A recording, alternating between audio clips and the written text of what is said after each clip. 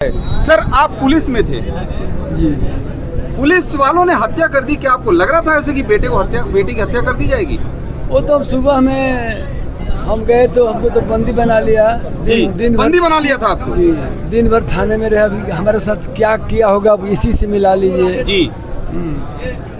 शाम को हमको छोड़ा है जब सब बीत गया है। हाँ। छोड़ा है और FIR हम लोग पर भी हुआ था। आपके ऊपर भी FIR हुआ था? पूरे परिवार के ऊपर? जी। गांव वाले के ऊपर में FIR हुआ था जी। इसके बाद में परसों अफसर कप्तान DI जी कौन लोग आए थे, 12 बजे रात में आए थे जब जुडिशियल इंक्वायरी के लोग आए थे यहाँ, जज साहब आए थे जी। हाँ आए थे तो सभी लोग चले गए थे जी। उन लोग आए। सर ये बताइए, जिन लोगों ने हत्या किया आपके बेटे की, उनके लिए किस सजा की मांग करते हैं आप?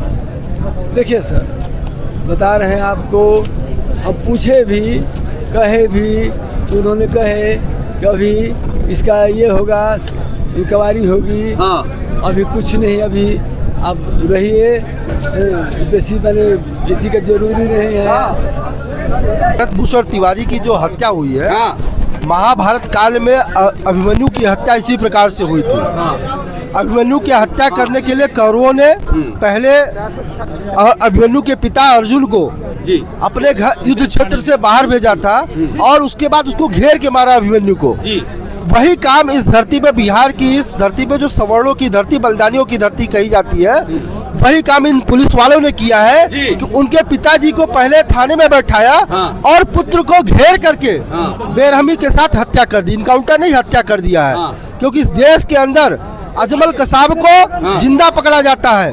करोड़ों रुपए जिसके ऊपर इनाम हो, ऐसे माओवादियों को, ऐसे उग्रवादियों को जिंदा पकड़ा जाता है। लेकिन उसी जगह पे भरत तिवारी जैसे, उसी जगह पे भरत तिवारी जैसे जो किसी अपराध में संलिप्त नहीं था, जिसके ऊपर कोई FIR नहीं दर्ज थी, उस व्यक्ति को घेर करके और हथियार समर्पण करने के बाद उसके बाद उसको गोली मारी गई, उसके अंडकोश में गोली मारी गई और ये हत्या किया गया है। और यह हत्या किसी कीमत में बर्दाश्त नहीं है और इसकी जांच यहाँ की पुलिस नहीं कर सकती। पुलिस अगर जांच करेगी तो पुलिस वालों को ही बचाने का काम करेगी। इसकी CBI जांच होनी चाहिए और इस परिवार को न्याय दिलाने के लिए पूरा देश एक आवाज में है। इस तरह का अन्याय किसी कीमत में बर्दाश्त नहीं। ये बताइए क्या मांग कर रहे हैं सर? ब्राह्मण परिषद उत्तर प्रदेश के अध्यक्ष शैलेश मिश्रा जी, जी बताइए मिश्रा जी, क्या मांग कर रहे हैं उन अपराधियों के लिए? सबको फांसी होनी चाहिए बस जी, सबको फांसी होनी चाहिए। हाँ। और आखिरी लड़ाई तक हम सब परिवार के साथ हैं और लड़ेंगे। मैं एक छोटी सी बात करना चाहूंगा कि संघर्ष नहीं जिनके जीवन में, वो भी बड़े अभागे होंगे, या तो प्रण को त्यागे होंगे या तो रण से भागे होंगे।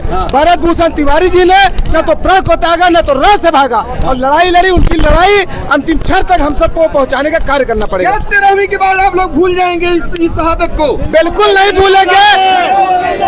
16 तारीख को भरत भूषण जी लाइव आए थे, 17 को इनकाउंटर हुआ, 18 तारीख को पूरे प्रयागराज में हमने जुलूस निकाला था, कैंडल मार्च निकाला था और आने वाले समय में प्रदेश के हर नुक्कड़ पे भरत भूषण तिवारी की गाथा को बताया जाएगा।